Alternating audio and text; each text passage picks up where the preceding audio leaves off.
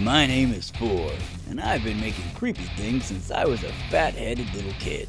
I've also been poor since I was a potato-domed troll child, so with those powers combined, I discovered cheap ways to make practical effects. This is Making Crafts with Four. Fuck, I hate glitter! Hey everybody, today we're going to be making things look old and wore out. So step number one, as always, is to get your things ready. Today all we need is some fabric, which whatever your project needs is whatever that's going to cost. A brick, which you should be able to find about anywhere, and some sidewalk or concrete. Even the street will work, just has to be rough. This one's pretty easy. All you got to do is make sure you get your fabric laid out very flat, and then proceed to beat the crap out of it with your brick. Yeah. Now, a lot of people will tell you to use a sander, but that costs a lot of money. You can go to Walmart and pick one up for anywhere from $30 up, but if you are a poor filmmaker, like so many of us are, you want to save $1 anywhere you can. And if you have a few people working on your project or your production, or a few friends helping out, if you're doing any kind of a school production, school play or anything of that nature, and you need the props department to come up with some old tattered clothing of some sort, you can get some friends together with some hammers, for instance, or some bricks or whatever, and just pretty much carefully and in moderation grind, hit, and proceed to beat up the fabric the old-fashioned way and wear and tear it down. Moderation is the key here, though, people. You want to do it carefully, a little bit at a time, so that way it comes out the way you want it. Now, here's how I make it look like it's molded. Your supplies here are pretty simple. The same fabric you had, water, baby powder, and some acrylic paint. Now, the acrylic paint you choose in color is important. You want to go with some browns, some light brown, some dark brown, even some grays. I prefer dark gray.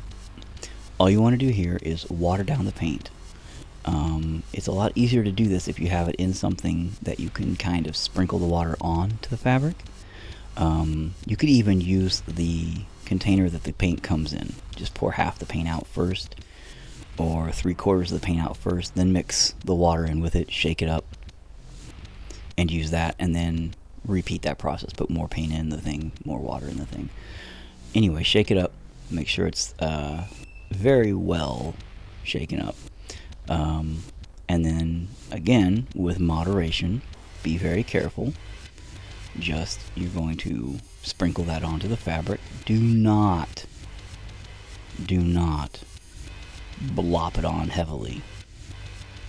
If you do this, it will defeat the variations in patterns and depth and control that you will have, because you will find out with different fabrics comes different absorption rates and different appearances, so you'll have to test your fabrics beforehand. I pat the watered down paint in to help it with its absorption.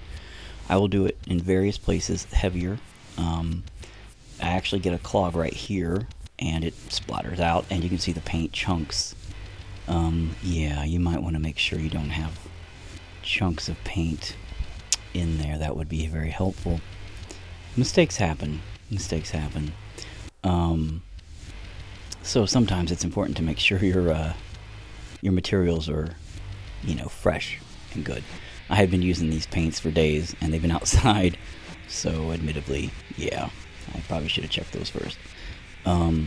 Again, moderation. You let some of it dry a little bit as you go, so it's kind of layering your moisture before you apply the baby powder.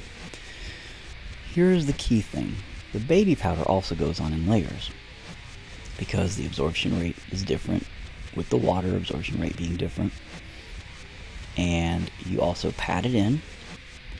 Well, there's different methods. You can pat it in and that will just kind of push it in. You can grind it in or rub it in, which is what I'm about to do here. I kind of put it on there and then I rub it in. Or you can even sprinkle it on and just kind of fluff it off, which just gives it a light coating. But this will give it a very moldy look overall using baby powder. The reason you do not want to use things like flour is because you don't want real mold to be on this. And using anything baking wise, things like that, real mold will happen. Also be careful not to breathe in the baby powder, because apparently there's chemicals and things of that nature that will kill you, I guess. You know, babies, that's great, you know. Always get close to your edges. That's the main thing, because your edges and things of that nature are going to be the primary parts hit. The different colors you use are also going to affect the different colors that the baby powder will bring out with its absorption, and the different ways you do it also. For instance, right here, if you just leave the baby powder sit and you do not pat it in, it will absorb and pull out the color of the paint you used. So if you're using a light brown, a darker brown, a light gray, and things of that nature, you're given different colors that will give it different looks and feels of whatever mold you're going for. And that will also help when it pulls it out to give it different depth, color depth, and things like that for film, more realistic looks and things like that when it's going to be on camera.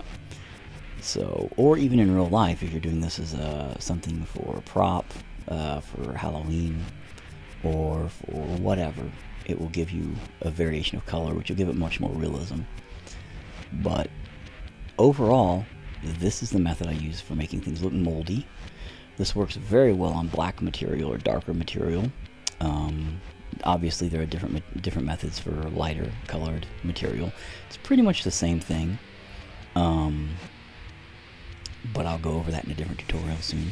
And when it's all said and done, you have something that looks like this.